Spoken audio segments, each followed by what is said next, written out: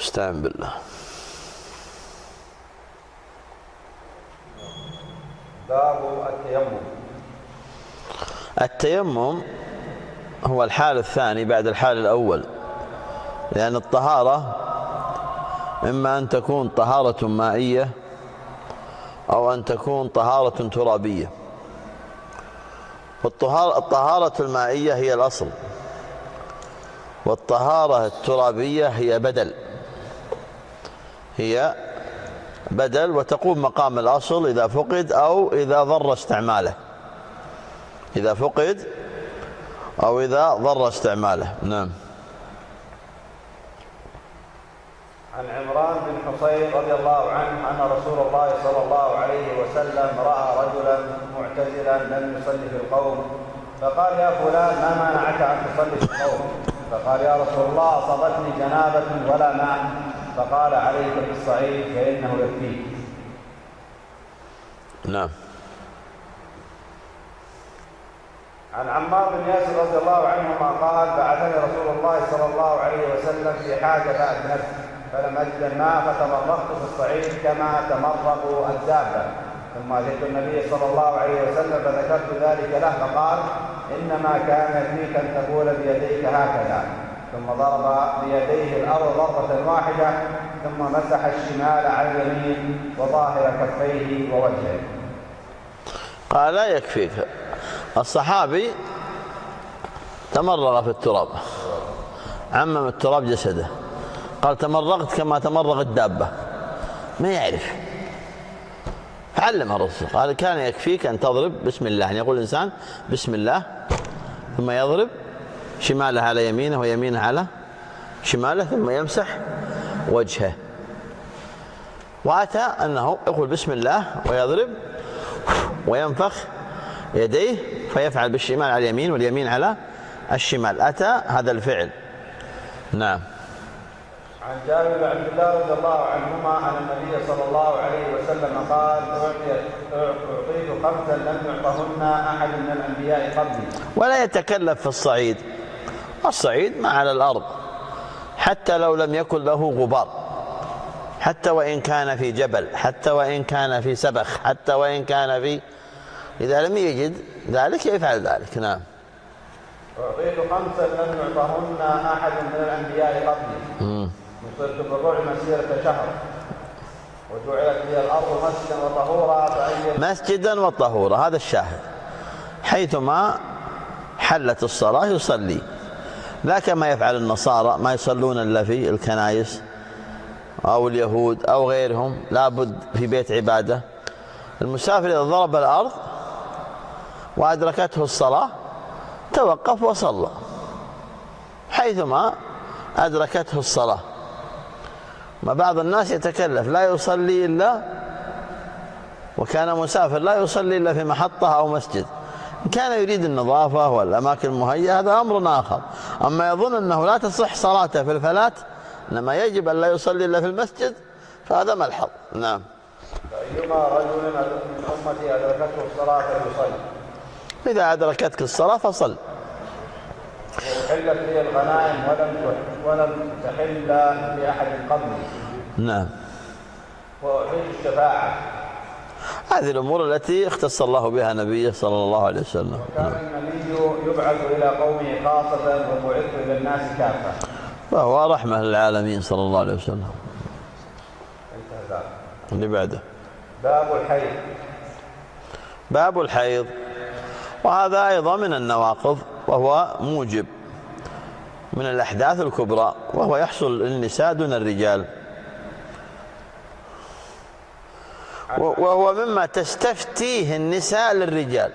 والغريب أنه أمر يعلمه الرجال أكثر من النساء، وهو لا يحصل للرجال، فغالبا ما يسأل العلماء عن ذلك. بل إن الله تبارك وتعالى ذكر هذا في كتابه: يسألونك عن المحيض قل هو أذى فاعتزلوا النساء. آيات قوله يسألونك عن الأنفال، لم يأتي يسألونك إلا في أشياء عظام، وهذا حكم بمسائل عظيمة. نعم.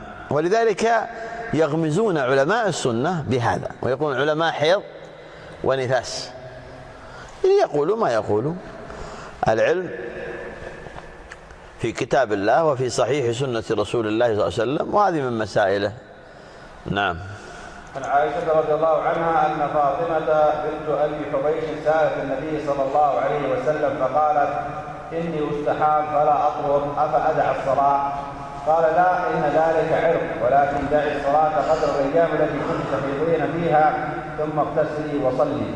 وفي رواية: وليست بالحيضة، فإذا أقبلت الحيضة فاترك الصلاة، فإذا ذهب قدرها فاغسلي عنك الدم وصلي.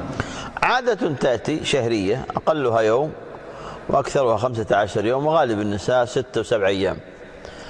ولكن هناك دم آخر يقال له الاستحاضة، ليس هو الحيض، يأخذ حكم البول، يأخذ حكم البول، فلو خرج منها واستمر حتى وإن كانت تصلي، كالرجل الذي أصابه سلس في بول يجوز له الصلاة لكن يتوضأ لكل صلاة. نعم. عن عائشة رضي الله عنها أن أم حبيبة استحيضت 7 سنين، فسألت رسول الله صلى الله عليه وسلم عن ذلك فأمرها أن تغتسل، فكانت تغتسل بكل صلاة. نعم. عن عائشة رضي الله عنها قالت: كنت أغتسل أنا ورسول الله صلى الله عليه وسلم من إناء واحد كلانا جنب، وفي رواية البخاري ومسلم: فكان يأمرني فأتزر فيباشرني وأنا حائض. هذا فيما يجوز للإنسان ممارسة مع أهله، وإن أصابهم العذر يجوز الاستمتاع دون ذاك المحل لا يأتيه. فنساؤكم حرثكم، فيستمتع بها دون أن يأتي في قبل أو دبر، فالدبر محرم، لعن الله من أتى امرأة في دبرها. وحال الحيض المرأة تعتزل أي لا تجامع في ذاك المحل، لكن الاستمتاع يجوز ما يحصل بين الرجل وأهله. نعم. وكان يخرج رأسه إلي وهو معتكف فأغسله وأنا حائض.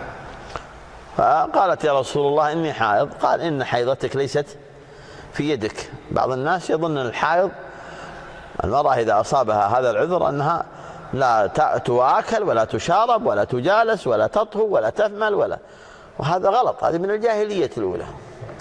نعم. عن عائشة رضي الله عنها قالت: كان رسول الله صلى الله عليه وسلم يعني يجوز لها ممارسة كل شيء فيما يحل له. نعم. إلا أنها لا تصلي ولا تقرأ القرآن أو تمس المصحف. كان رسول الله صلى الله عليه وسلم يتكئ في حجري وأنا حائض فيقرأ القرآن. ولا تدخل وتطوف بالبيت، ولا تطوف بالبيت. كان رسول الله يقرأ القرآن في حجري وهي عليها العذر، حائض. وهذا رد على من يقول أن الحائض ما تسمع قراءة القرآن، ما بصحيح، هذا غلط، تسمع. نعم. ألا تسمع القراءة؟ ألا تسمع المساجد؟ ألا تسمع الأذان؟ هذا تنطع، هذا تشدد. نعم. عن معاذ قالت: سألت عائشة رضي الله عنها فقلت: ما بال الحائض تقضي الصوم ولا تقضي الصلاة؟ فقالت: حورية أنت؟ فقلت: لست بحورية ولكني أسأل. فقالت: كان يصيبنا ذلك فنؤمر بقضاء الصوم ولا نؤمر بقضاء الصلاة. هذا تنبيه لمسألة الفرق ما بين الصلاة والصيام، أن الصلاة يومية فلا تقضى بالنسبة للحائض، وأما الصوم فهو مرة كل شهر. فنبهتها أن هذه كذا وهذه كذا. ولكن هنا تنبيه دقيق جدا. معاذة تابعية، لما سألت أم المؤمنين عائشة رضي الله عنها فقالت: يا أمه، ما بال الحائض تقضي الصوم ولا تقضي الصلاة؟ هذا السؤال استغربته عائشة من معاذة، فلم تجبها على السؤال، إنما قالت لها: أحرورية أنت؟ إيش معنى هذا؟ أنت من الخوارج؟ معاذة تسأل سؤال فقهي في أحكام الطهارة والصلاة والصيام، لكن هذا السؤال النفس فيه ليس نفس سني، لأن فيه اعتراض، والمفهوم والمعلوم عن الصحابة والتابعين أنهم سمعنا وأطعنا، لكن هنا فيه إرادة اعتراض. هذا النفس ليس نفس سني، هذا النفس نفس بدعي، فصنفتها قالت أحرورية أنت؟ لأن هذا طرح الخوارج، هذا طرح الحرورية. من الحرورية؟ الحرورية الذين خرجوا على علي بن أبي طالب في حروراء وقاتلهم علي بن أبي طالب. الصحابة التابعية معاذ ما تعرف أحكام الطهارة في الحيض والصيام والقضاء، عندها جهل في بعض أحكام الدين، فتسأل معاذة لأم المؤمنين. لكن لما قالت لها عائشة حرورية أنت، لم تقل يا أمه ما الحرورية.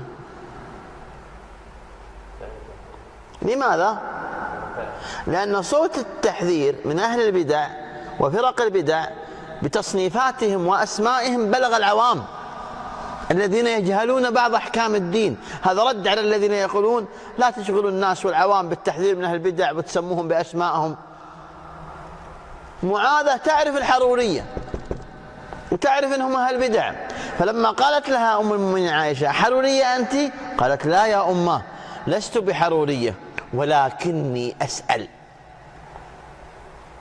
لم تجبها عائشة رضي الله عنها بجواب تفصيلي في المسألة، إنما أجابتها بجواب تأصيلي. والفرق ستجده الآن أنها قالت لها هكذا أمرنا، حتى لا تأتي في مسائل أخرى وتورد اعتراضات مثل هذا الاعتراض، ما بال كذا يفعل كذا وما بال كذا يفعل كذا. قالت هكذا أمرنا، فكان جوابا تأصيلي ولم يكن جوابا تفصيلي، نفت فيه كل ما يعارض، لأن الأصل الاتباع والتسليم، فقالت هكذا أمرنا. وهذا الذي يجب علينا جميعا في أحكام الدين.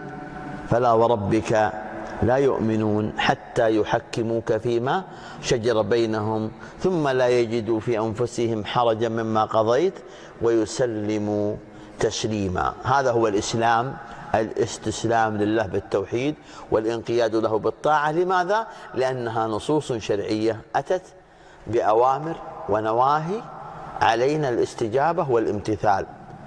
وبالله التوفيق، وصلى الله وسلم على محمد.